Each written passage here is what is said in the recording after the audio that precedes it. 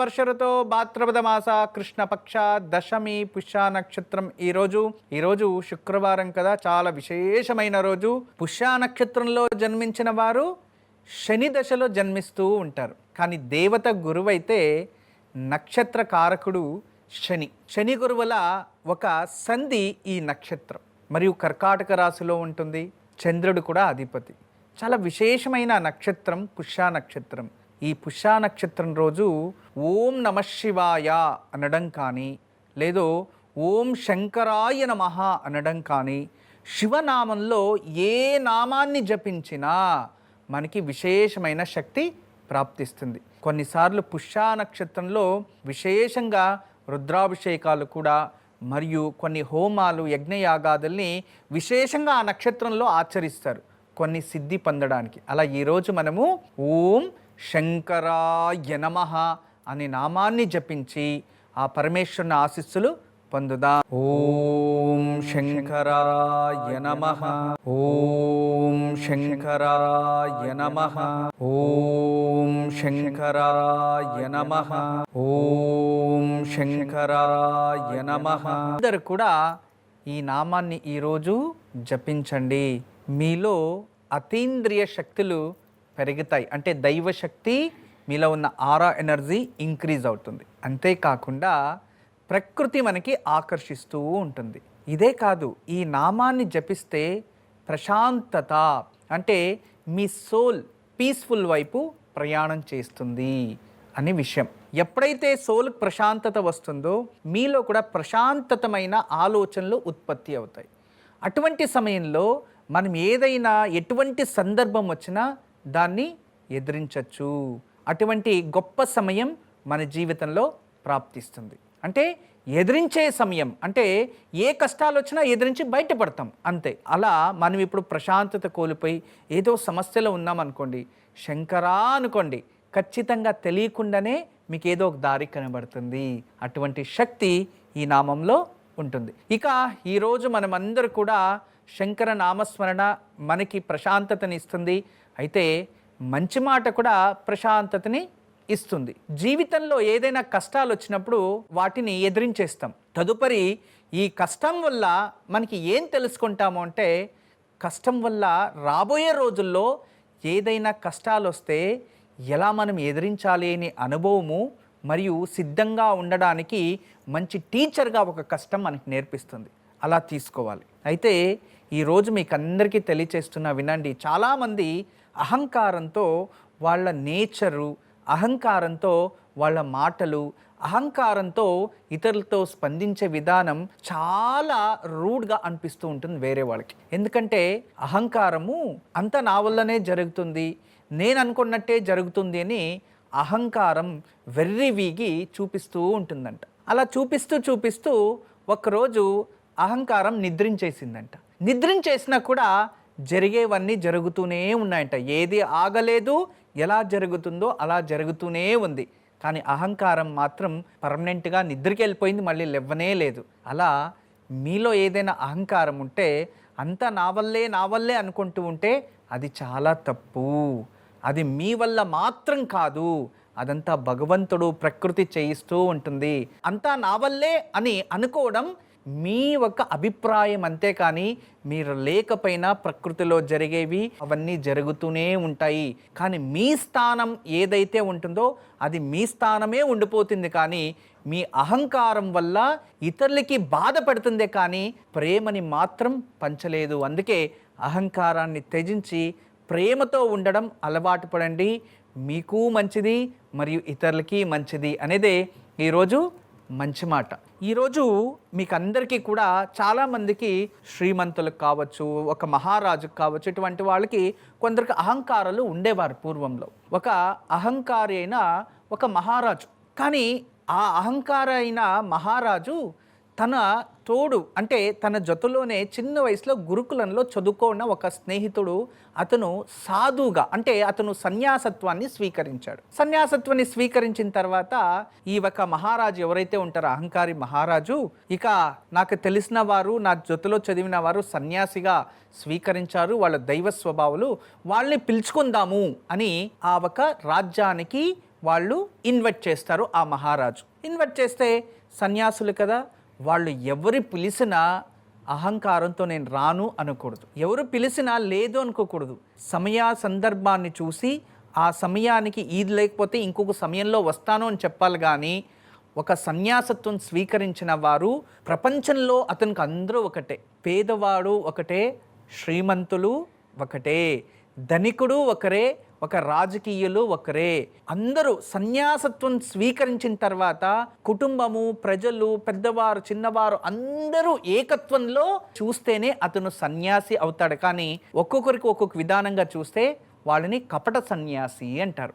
అంటే వేషానికి మాత్రం సన్యాసి అంతే, కానీ సన్యాసి గుణాలు పూర్తిగా హృదయంలో లేదు అని అర్థం. సన్యాసి అంటే అంత గొప్ప త్యాగులు అని అర్థం.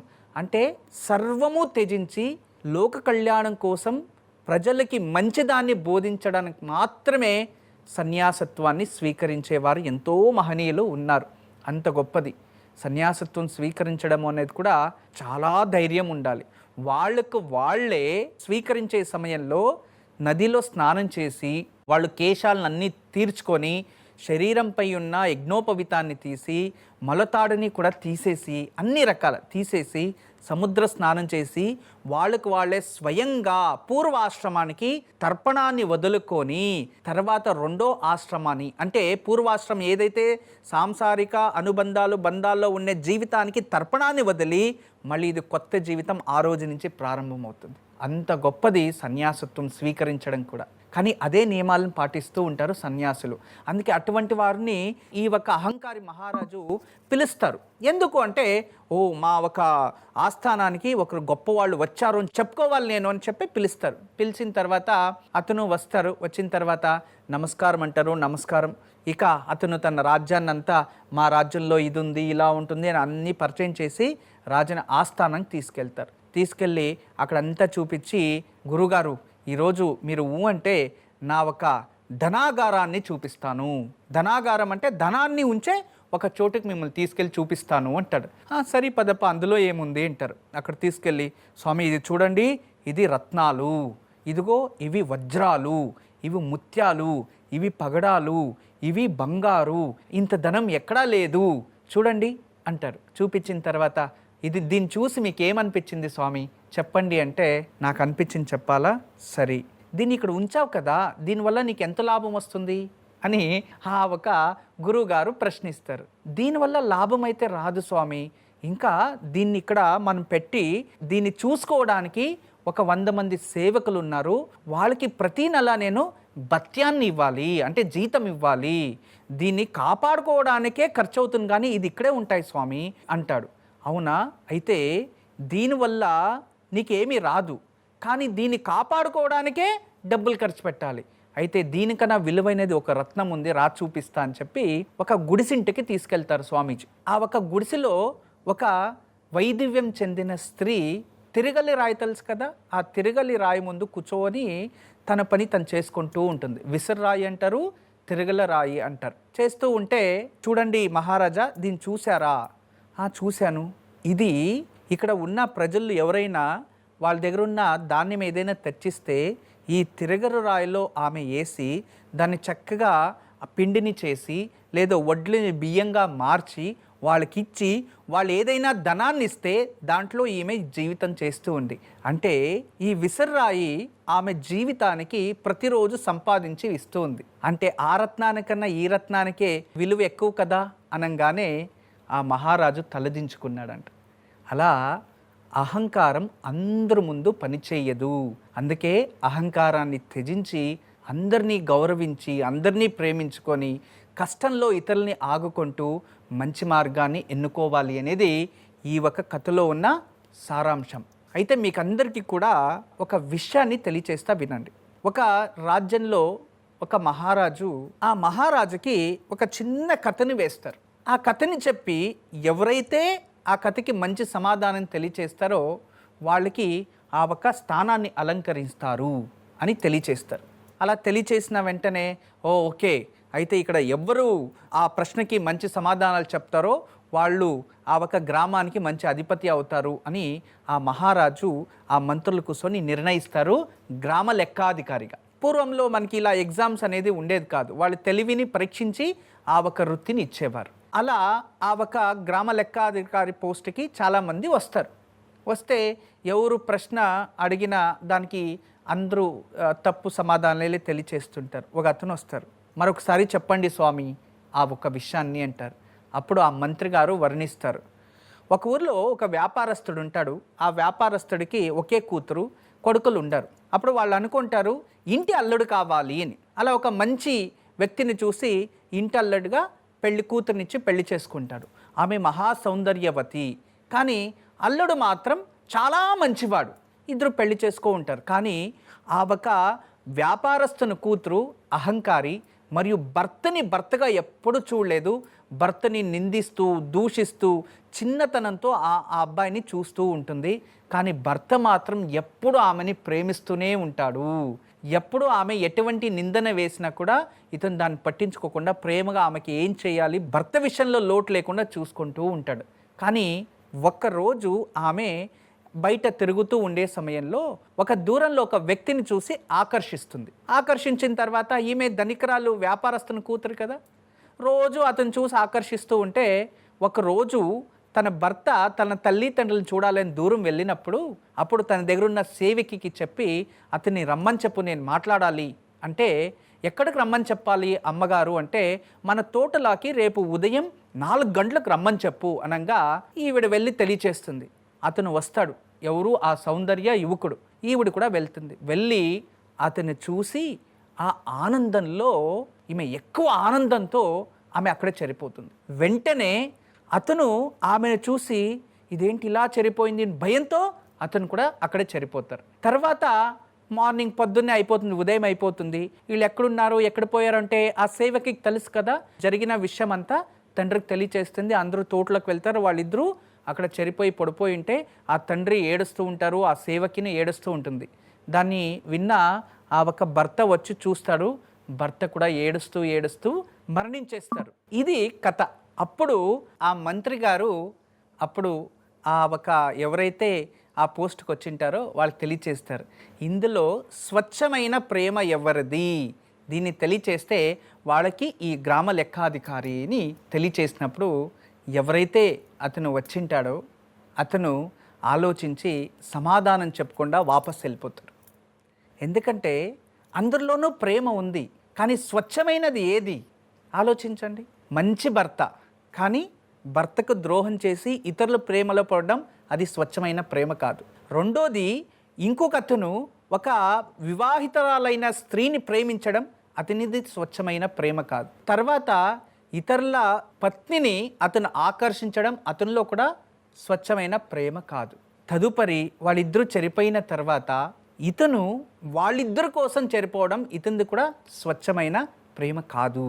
అంటే ఇక్కడ ఎవరిది కూడా స్వచ్ఛమైన ప్రేమ లేదు అని అర్థం. దీన్ని గంభీరంగా దీర్ఘంగా ఆలోచిస్తే మాత్రమే అర్థమవుతుంది, కానీ ఇతరులకి అర్థం కాదు. ఇది మారల్ ఆఫ్ ద స్టోరీ ఒకటే, జీవితంలో తప్పుడు మార్గాన్ని ఎన్నుకుంటే ఏదో ఒకరోజు దానివల్లనే మీ జీవితం ఇలా అయిపోతుంది. గుప్తో ముక్త ప్రకృతో భ్రష్ట, ఏదో ఒకరోజు అది భ్రష్ట పట్టిపోతుంది. అందుకే ధర్మ మార్గంతో నడవడం, జీవితంలో ఏది ప్రాప్తిస్తుందో దాని తృప్తి పడుతూ జీవించడం మంచిది అనేదే ఈరోజు ఈ కథలో ఉన్న సారాంశం. ఈరోజు దివ్యమైన పూజా ఫలం. మనము పరమేశ్వరుని చాలా భక్తితో పూజిస్తూ ఉంటాం. భగవంతునికి బిల్వపత్రం అంటూ ఇలా నానా రకాల పుష్పాలతో పూజిస్తూ ఉంటాం. అయితే మనము దత్తూరా పుష్పంతో కూడా పూజిస్తూ ఉంటాం. దత్తూరా అంటే ఉమ్మెత్త పువ్వ. దత్తూరా పువ్వ ఎందుకు అంత శ్రేష్టమైనది? దత్తూర పువ్వుకి ఎందుకు అంత విలువ?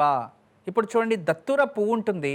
ఆ దత్తూరా పువ్వుని శివుడికి సమర్పించుకొని, అయ్యా నా పైన నా భర్తకి నమ్మకం లేదు, ఆ నమ్మకం వచ్చేలా చెయ్యి, అతనిలో ఉన్న విషపూరితమైన మనస్తత్వాన్ని దూరం చెయ్యి అని దత్తూరకాయ పుష్పం పెట్టి రోజు పూజిస్తూ ఉంటే ఆ భర్తకి భార్య పైన ఉన్న అనుమానాల రోగం అంటాం కదా, అది దూరం అయిపోతుందంట.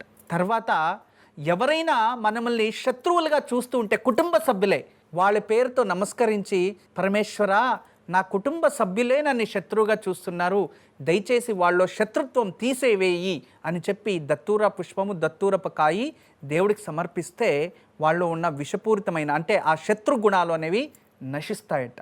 తల్లి తండ్రి లేదంటే తండ్రి పిల్లలు కుటుంబంలో ఏదైనా వాళ్ళకు గొడవలు వచ్చి ఒకరిపైన ఒకరికి ద్వేషం ఉంది అనుకోండి, ఆ కుటుంబంలో ప్రతిరోజు ఇంట్లో శివుడికి ఈ ఒక్క దత్తూరా పుష్పాన్ని సమర్పించుకుంటూ ఉంటే ఆ ఒక్క శత్రుత్వం వెళ్ళిపోయి ఒకరినొకరు గౌరవించుకునేది ప్రారంభమవుతుంది. ఇంత శక్తి దత్తూరా పుష్పానికి ఎలా వచ్చింది అనుకుంటారు? ఇదే పూజాఫలం. అర్థం చేసుకోండి, దీనివల్ల ఎటువంటి ఫలము అనేది తెలియచేసా. కానీ ఆ పుష్పానికి ఎందుకు అంత శక్తి అంటే దానికి కూడా ఒక కథ ఉంది. ఎప్పుడైతే సాక్షాత్ పరమేశ్వరుడు సముద్రమతన కాలంలో సముద్రం నుంచి ఆవిర్భవించిన ఆలాహలం ఏదైతే ఉంటుందో దాన్ని ఎప్పుడైతే స్వీకరించాడో ఆ ఆలాహలాన్ని కడుపులోకి పోకుండా దాన్ని ఇక్కడే బంధించేస్తుంది. బంధించినప్పుడు అక్కడి నుంచి ఒక చెట్టులాగా ఉద్భవించి అంటే ఒక విత్తనంలాగా ఉద్భవిస్తుంది. దాన్ని తీసి పక్కన పడవేస్తే ఆ చెమట నీరు తీసి పక్కన పడేస్తే దాని నుంచి ఉద్భవించినదే ఆ దత్తూరా పుష్పం. అందుకే ఆ దత్తూరా పుష్పం శివాంశంలో అది సృష్టి అయింది కాబట్టి దాన్ని శివుడికి సమర్పించుకోవడం వలన ఇతరుల్లో ఉన్న విషము వితంలో ఉన్న విషకారకమైన ఆలోచనలు దూరం అయిపోతాయి, శత్రువుల ఆలోచనలు దూరం అవుతాయి. మనపై ఎవరికైనా చెడు ఆలోచనలు పుడుతూ ఉంటే వాటి నుంచి రక్షించుకోవచ్చు అనే ఒక శక్తి ఆ చెట్టుకుంది. ఇంత గొప్ప చెట్టు దత్తూరా పుష్పం. శివుడికి దత్తూరా పుష్పంతో పూజిస్తే మనకి ఇటువంటి ఫలాలు ప్రాప్తిస్తాయి. దీన్ని తెలుసుకొని పూజించడం వల్ల అది పూర్తి ప్రతిఫలం ప్రాప్తిస్తుంది. రేపు దివ్యమైన పూజ. రేపు ఎలాగో శనివారం కదా, శనివారం ఏకాదశి ఈ ఒక పక్షమాసంలో వచ్చింది. ఇక ఏకాదశి రోజు చాలామంది ఉపవాసాలు కూడా చేస్తూ ఉంటారు, కేవలం నీరుని మాత్రం సేవిస్తూ ఉంటారు. కొందరైతే వార ఉపవాసం అని, దేవతల ఉపవాసం అని ఇలాంటివి చేస్తూ ఉంటారు. మీకు అందరికీ తెలియచేసేది ఏంటంటే నెలకి 2 ఉపవాసాలు ఉండడం మాత్రమే ఆరోగ్యవంతమైన ఉపవాసాలు. అలా సోమవారం ఒకరికని, గురువారం ఒకరికని, శనివారం ఒకరికని మరి ఏకాదశులు ఇవన్నీ ఆచరిస్తూ ఉంటే మీ ఆరోగ్యం ఖచ్చితంగా క్షీణిస్తుంది.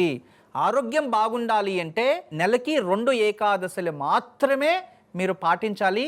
వేరే వాటిని ఏ కారణానికి మీరు పాటించకూడదు. అలా వేరే వేరే ఉపవాసాలు చేస్తామంటే ఏకాదశులు ఆచరించకపోయినా పర్లేదు, ఆరోగ్యం బాగుండాలి. దీన్ని గుర్తుంచుకోండి. రేపు పితృదేవతల పేరులో ఎక్కడైనా గోవులకి గ్రాసం ఇవ్వడం, బ్రాహ్మణులకి స్వయం పాక దానం చేయడం, లేదా ఎవరికైనా బ్రాహ్మణులకి పాదరక్షాలు, ఒక ఛత్రి వయసైన వారికి దానం ఇస్తే పితృదోషాలు ఏదైనా ఉంటే అవి వెళ్ళిపోతాయి. తర్వాత కుటుంబంలో ఏదైనా జెనెటిక్ ఇష్యూస్ అంటే తాతగారికి ఇలా అయింది, తర్వాత వాళ్ళ పిల్లలకి ఇలా అయింది, వాళ్ళ పిల్లలకి ఇలా అయింది అని అటువంటివి ఏదైనా అనారోగ్యమైనా లేదా ఏదైనా ఆపదలైనా వంశానికి వస్తూ ఉంటే వాటి నుంచి తప్పించుకోవచ్చు. అది రేపు సాయంత్రం లోపల ఆచరించండి. అయితే రేపు ఉదయాన్నే ఒక చెంబు నీళ్లల్లో కాస్త నువ్వుల నూనె పోసి రావి చెట్టుకి వెళ్ళి 9 ప్రదక్షిణలు వేసి ఆ ఒక నీరు పోసి వస్తే మీ జాతకంలో శని దోషాలు ఏవైనా ఉంటే ఈజీగా తొలగిపోతాయి. ఇంట్లోనే ఉండేవారు రేపు ఉదయాన్నే హనుమాన్ చాలీసా చదువుకొని ఆంజనేయ స్వామి ముందు కొబ్బరి నూనెతో దీపం వెలిగించి గారెలు వస్తాయి కదా, అటువంటివి నైవేద్యం చేస్తే హనుమంతుని అనుగ్రహము ప్రాప్తిస్తుంది. పిల్లలు చేస్తే దీన్ని బాలారిష్ట దోషాలు, పంచమారిష్ట దోషాలు 12 సంవత్సరాల లోపల ఉన్న వాళ్ళు దీన్ని ఆచరిస్తే అపమృత్యు, అపకంటకాలు, గండాంతరాలు దూరం అవుతాయి. పెద్దోళ్ళు ఈ పూజని ఆచరించడం వలన వాళ్ళకి జనాకర్షణ పెరుగుతుంది మరియు ఇతరుల నుంచి ఎటువంటి చెడు వీళ్ళకి జరగదు, రక్షింపబడతారు. మరియు శని దోషం కూడా దూరం అవుతుంది. రేపు ఉదయం దీన్ని ఆచరించాలి. ఇక ఈరోజు దివ్యమైన ఆయుక్షేమం. చాలామంది ఈ కాలంలో షుగర్ లెవెల్ పెరిగి చాలా బాధపడుతూ ఉంటారు. ఇన్సులిన్స్ తీసుకుంటూ ఉంటారు, టాబ్లెట్స్ కొందరు తీసుకుంటూ ఉంటారు. అయినప్పటికీ షుగర్ తగ్గదు.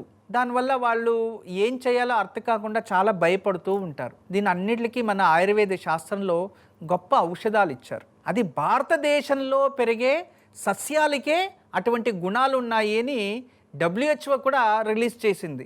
ఇక్కడ ఈ మట్టిలో పెరిగే వాటికేని భారతదేశంలో పెరిగే వేప కడ్లు ఉంటాయి చూడండి, ఆ వేప కడ్లు విదేశాల్లో $2, $3, $10, $18, $35 కూడా పెట్టారు. ఒక 4 కడ్లు 5 కడ్లు అటువంటి పరిస్థితి. అయితే వేపాకు కూడా తింటూ తింటూ తీయగా మారును అనే ఒక సామెత ఉంది.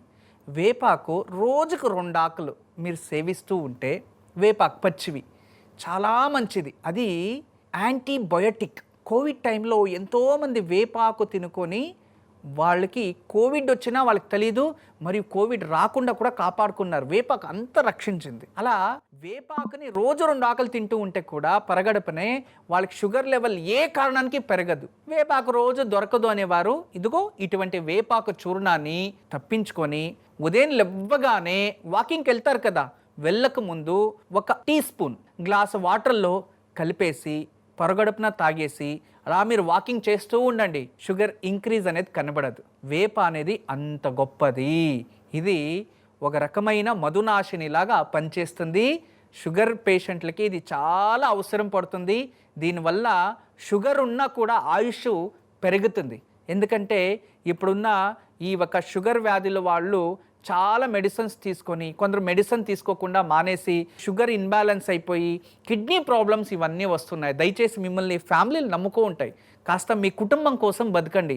ఎంతోమంది చిన్న వయసుతోనే షుగర్ తెచ్చుకొనేసి నాకేమైనా పర్లేదు అంటే వీధిలో పడేస్తారా వాళ్ళని? చెప్పండి, వదిలేసి వెళ్ళిపోతారా?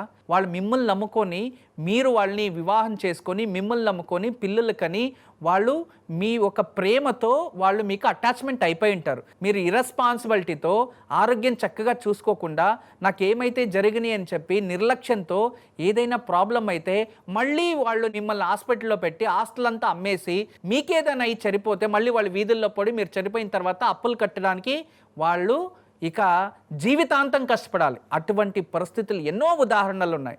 దయచేసి ఇటువంటిది అలవాటు చేసుకోండి. రోజు పరగడపున 2 ఆకులు తినండి వేపాకు. అది దొరకలేదా ఇటువంటి పౌడర్ తెచ్చి రోజు సేవిస్తూ ఉండండి. ఖచ్చితంగా మీకు షుగర్ లెవెల్ ఇంక్రీజ్ అవ్వదు, ఒక లెవెల్లో మెయింటైన్ చేస్తుంది. మరియు ఇది ఎటువంటి అనారోగ్య సమస్యలు రాకుండా శరీరానికి రోగ నిరోధక శక్తిని కూడా పెంచుతుంది. ఈరోజు ఆలయ దర్శనం అందరికీ కావాల్సినది ఏంటంటే జ్ఞానం. వాళ్ళ జీవితంలో బతకాలంటే జ్ఞానం ఖచ్చితంగా ఉండాలి. జ్ఞానాన్ని పొందాలి అంటే సరస్వతి అనుగ్రహం ఖచ్చితంగా ఉండాలి. స్వచ్ఛంగా మాట్లాడే వారికి మరియు ఏ ఒక్క విషయాన్నైనా కూడా చక్కగా మాట్లాడి ఇతరులకి చక్కగా బోధిస్తూ ఉంటే వాళ్ళ నాలుక పైన సరస్వతీదేవి తాండమాడుతుంది అంటారు. అదే విధానంగా అన్ని రకాల తెలివితేటలు ఉన్న వారికి వాళ్ళకి సరస్వతి అనుగ్రహం పుట్టుకతోనే వచ్చేసింది అంటారు. ఇక దానికన్నా మంచిగా మాట్లాడి ప్రపంచాన్నే వాళ్ళ మాటల వల్ల మోహితం చేసే వారికి వాళ్ళు శిరస్సు పైన సరస్వతీదేవి ఉంది ముకటంలో అంటారు. అంత గొప్పది సరస్వతి జ్ఞానం ఉంది. సంగీత కళలు ఉన్న వారికి ముఖంలో సరస్వతి జ్ఞానం ఉంది అంటూ ఉంటారు. అలా సరస్వతి సరస్వతి అంటూ ఉంటారు. మనం కూడా అంతే కదా, సరస్వతి అమ్మవారు అనుగ్రహం ఉండాలి అని మనము కోరుకుంటూ ఉంటాం. సరస్వతీదేవి అనుగ్రహం ఉంటేనే జ్ఞానం ప్రాప్తిస్తుంది. ఆ జ్ఞానం ఉంటే ఖచ్చితంగా మన జీవితంలో అన్ని రకాల సుఖాలని పొందుతూ అన్ని రకాల గౌరవాలని పొందుతూ ముందుకెళ్తూ ఉండొచ్చు. అందుకే ఆ సరస్వతి అనుగ్రహం మనకు అందరికీ కావాలని కోరుకుంటూ ఈరోజు మీకు అందరికీ కూడా చిక్మంగళూరులో ఉన్న చింతామణి క్షేత్రంలో శారదామాతని దర్శనం చేసుకుందాం. చాలా విశేషమైన దేవాలయం. శారదామాతని దర్శనం చేసుకొని మనము కూడా జ్ఞానాన్ని పొందుతూ ఉంటాయి. ఏదైనా రైల్వే ట్రాక్ ఈ పరిధిలో ఉండకూడదు ఇళ్లలు అని చెప్తారు. కొందరు ఆ పరిధిని మితిమీరి కూడా కొందరు కన్స్ట్రక్షన్ చేసుకో ఉంటారు. ట్రైను స్పీడ్గా వెళ్ళేటప్పుడు ఆ కెనెటిక్ ఎనర్జీ ఏదైతే మూవింగ్ అవుతూ ఉంటుందో ఆ గాలిని కొట్టుకొని ఇలా సైడ్కి వెళ్ళేటప్పుడు అందులో వేవ్స్ ఎనర్జీ అనేవి ప్రారంభమై ఆ ఇంటికి తాకుతూ ఉంటాయి. ఆ సమయంలో ఆ ఒక నెగటివ్ ఎనర్జీగా అది కన్వర్ట్ అయ్యి మన ఇంటికి తాకినప్పుడు ఆ ఇంట్లో ఏదైనా లోహపు వస్తువులు ఉంటే వాటికి ఆ ఎనర్జీ అట్రాక్ట్ అవుతూ ఉంటాయి. అందుకే చూడండి, ట్రైన్ ట్రాక్ ఉన్న పక్కన మరియు మోరీ ఉంటుంది కదా ఎక్కువ, అటువంటి పక్కన ఆ ఇంట్లో ఉన్న వెండి వస్తువులు నల్లగా అయిపోతూ ఉంటాయి. అదే విధానంగానే ట్రైన్ ట్రాక్ పక్కన ఉన్న ఇళ్లలో ఏ వస్తువులన్నా తెచ్చిపెట్టినాడు, ఇత్తడి, వెండి, రాగి ఏదైనా చూడండి నల్లగా అయిపోతుంది. వీళ్ళు రోజు కడిగి పెట్టినా మరుసటి రోజులు నల్లగా అయిపోతూ ఉంటుంది. ఎందుకు అంటే ఆ ఎనర్జీని ఇది అట్రాక్ట్ అవుతూ ఉంటుంది. అటువంటి సమయంలో మనము ఖచ్చితంగా ఆడు ఉండేది మంచిది కాదు, ఆడు ఇల్లు కట్టేది మంచిది కాదు. వాస్తు శాస్త్ర ప్రకారం అటువంటి చోటు ఇల్లు కట్టడం వల్ల ట్రైను తన ట్రాక్ పైన స్పీడ్గా వెళ్ళేటప్పుడు భూమి వైబ్రేషన్ వచ్చే ఛాన్సెస్ ఉంటుంది. అందువలన కట్టడం వీక్ అయిపోయి అది ఎప్పుడైనా కూలిపోవచ్చు. వర్షాల కాలంలో ఇటువంటి సమయంలో లోపల నిద్రించే సమయంలో వాళ్ళకి అది హాని అవుతుంది అని శాస్త్రరీత్యాను వద్దు అన్నారు. అయితే ఇంకా విధి లేదు, మేము ఉండాలి అంటే ఎటువైపు అయితే ట్రైన్ ట్రాక్ ఉంటుందో అటువైపు కాస్త అవుట్ సైడు ఆ శ్రీవాస్తు యంత్రాన్ని తగిలించుకుంటే ఆ ఎనర్జీని కాస్త అది రిఫ్లెక్ట్, ఆ బాల్స్ ఉంటాయి కదా బౌన్స్ అవుతుంది. అదొకటికి మాత్రం పరిష్కారం. కానీ 100% అక్కడి నుంచి ఖాళీ అయి వేరే నివాసానికి వెళ్ళిపోవడం మంచిది. కమర్షియల్కి ఇటువంటివి పట్టింపు ఉండదు. ఈరోజు దివ్యమైన యోగక్షేమం. చాలామంది ఈ ఒక పశువులు పెంచుతూ ఉంటారు, కొందరు గేదెలు పెంచుతూ ఉంటారు, కొందరు ఇక కోడ్లు పెంచుతూ ఉంటారు, కొందరు గొర్రెలను కూడా పెంచుతూ ఉంటారు. దానివల్ల వాళ్ళ జీవితం జరుగుతూ ఉంటుంది. కానీ కొందరు ఇళ్లల్లో ఆవులు పాపము తీసుకువస్తారు కొని, వాటికి మంచిగా గడ్డేస్తారు, తెలియకుండా వాటికి అనారోగ్యం వచ్చి చనిపోతూ ఉంటాయి. ఇవన్నీ జరుగుతూ ఉంటాయి. లేదా వాళ్ళ ఇంట్లో ఏదైనా పూర్వంలో ఆవు వచ్చి చనిపోయి ఉంటూ ఉంటాయి. కొందరు ఆవులు తెచ్చి పెడతారు, అది వేరే వాళ్ళ ఇంట్లో ఉన్నప్పుడు మంచిగా పాలిస్తుంది, బర్రెలు ఆవులు. వీళ్ళ ఇంటికి వచ్చే లోపల పాలు తగ్గిపోతుంది. అంటే వీళ్ళకి అచ్చరాదా ఏంటో, లేదా ఏదైనా పూర్వంలో బ్రహ్మహత్య దోషాలు ఉన్నాయా అనుకొని కొందరు అడుగుతూ ఉంటారు. ఇటువంటి వారందరికీ కూడా అది బాగా డెవలప్మెంట్ అయ్యి ఆవులు చక్కగా ఉండాలి, వ్యవసాయం చక్కగా జరగాలి, మంచి పాలు ఇవ్వాలి, ఇటువంటి వారందరూ కూడా తెలుసుకొని ఈరోజు సాయంత్రం ఒక ఇస్తర ఆకు అంటే ఒక మోతగా ఆకు కానీ లేదు అరటాకు పైన 3 పిడికళ్ళ బియ్యం వేసి దాని మధ్యలో కొబ్బరికాయని పెట్టి దాని మృత్యుంజయ మంత్రాన్ని చదివి పసుపు కుంకుమ ఇవన్నీ వేసి ఆ కొబ్బరికాయని ఇంటికి దృష్టి తీసి ఇంటి బయట కొబ్బరికాయని కొట్టేసి ఆ నీళ్ళని మన ఇంటి బయట పశువులు ఎక్కడైతే కట్టేస్తామో అక్కడ వ్యవసాయం చోటు కానీ అలా ప్రోక్షణ చేసేయాలి. తర్వాత ఈ కొబ్బరికాయల్ని మనం బయట పడివేయాలి, దాని ఇంట్లోపలికి తీసుకురాకూడదు. మరి ఇంట్లోపలి దీన్ని ప్రోక్షించే అవసరం లేదు. ఆ బియ్యం ఏవైతే ఉంటాయో ఆ బియ్యాన్ని మీరు పర్టికులర్గా మరుసటి రోజు ఏదైనా నీళ్ళల్లో లేదా మూట కట్టి ఎక్కడైనా ఇదో లేదా భూమిలో కుండీలో తీసేసి పూడి చేయాలి, దాన్ని సేవించకూడదు. అలా చేస్తే బ్రహ్మహత్య దోషము పోతుంది, మీరు చేసే వ్యవసాయం అభివృద్ధి అవుతుంది. తర్వాత ఖచ్చితంగా పశుసంగోపన ఎవరైతే చేస్తారో వాళ్ళు బాగా డెవలప్మెంట్ అవుతారు. అంతేకాదు రేపు సాయంత్రం లక్ష్మీ అమ్మవారు ముందు ఎవరైతే శ్రీగంధపు తైలము ఒక డ్రాప్ అయినా నెయ్యిలో కలిపి ఆ ఒక నెయ్యితో లక్ష్మీదేవి ముందు దీపం వెలిగించి లక్ష్మీ అష్టోత్రాన్ని చదివి లక్ష్మీ అష్టకాన్ని చదివి అమ్మవారికి గుడాన్నము బెల్లంతో అన్నం నైవేద్యం చేసి అమ్మవారికి ప్రార్థిస్తే అప్పల బాధ నుంచి విముక్తి, రావాల్సిన డబ్బు త్వరగా రావాలని సంకల్పం చేస్తే త్వరగా వస్తుంది.